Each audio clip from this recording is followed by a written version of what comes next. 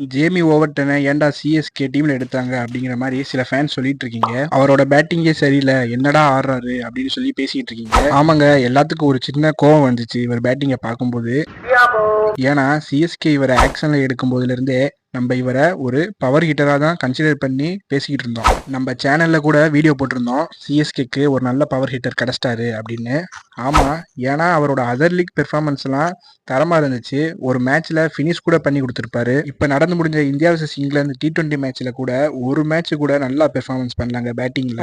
ஆனா அதுக்கு ஆப்போசிட்டா பவுலிங்ல கொஞ்சம் வேரியேஷன்ஸ் காமிச்சாரு, அது நல்லா இருந்துச்சு. என்ன கேட்டா நல்ல ஒரு டெட் பவுலிங் ஆப்ஷனா வந்து சிஎஸ்கேக்கு இவர் இருப்பாரு.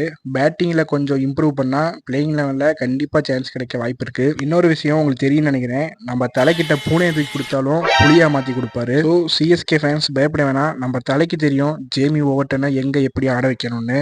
சரி, ஓகே அன்பா, இந்த வீடியோக்கு லைக் மட்டும் போட்டுக்கோங்க. நெக்ஸ்ட் வீடியோல பார்க்கலாம். பாய்.